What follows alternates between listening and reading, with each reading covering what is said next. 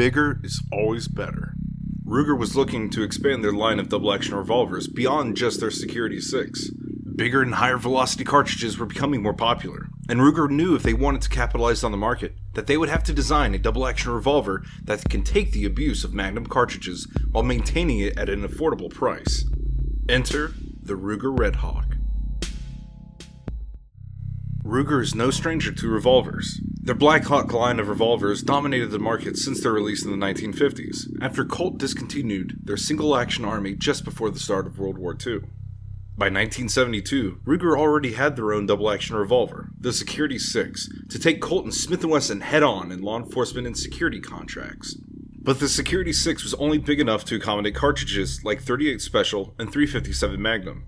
Smith & Wesson had already introduced their Model 29 for the .44 Magnum cartridge, but it was the only double-action revolver for that caliber. Ruger believed that their design could undercut the price of the Model 29 and beat Colt to the market before they could introduce their submission, the Anaconda. Harry Safried, one of the previous designers on the Security 6, and Roy Melcher would spearhead the project and create the Ruger Redhawk. The Redhawk would be unveiled in 1979 and hit the market by 1980. One of its major selling points was its use of a triple-point locking system, locking in the front, bottom, and rear of the cylinder. Safried claimed that the triple-point locking system would allow the Redhawk cylinder to last almost indefinitely. Ruger would also implement the triple locking system into a new design that would replace the Security 6 line of revolvers. The GP100 would be released in 1985 to grand success. But while the Redhawk gained in popularity, issues arose that needed to be addressed.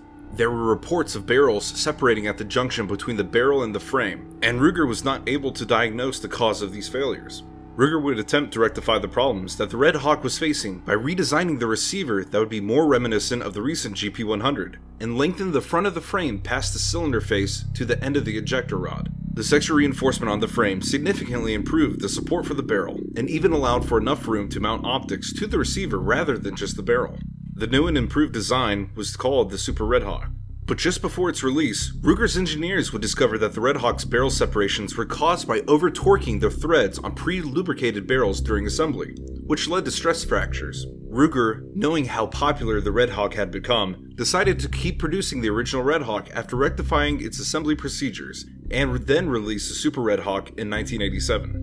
The Super Redhawk was well received due to its ability to mount scopes through the receiver out of the box, and allowed Ruger to adapt the Super Redhawk for future Magnum cartridges, like the .454 Casull and .480 Ruger. Ruger would once again adapt their triple locking system to another design, this time being to a more compact SP101, which would be released by 1989. The Redhawk and all of the revolvers to come from it are still produced and favorably received to this day. From the concealability of the SP101 to the bear-killing power of the Super Redhawk, there is a Ruger revolver that can get any job done. And while being heckled for its heft, the Redhawk and its derivatives boast an incredible track record for their durability and strength, proving that bigger is always better.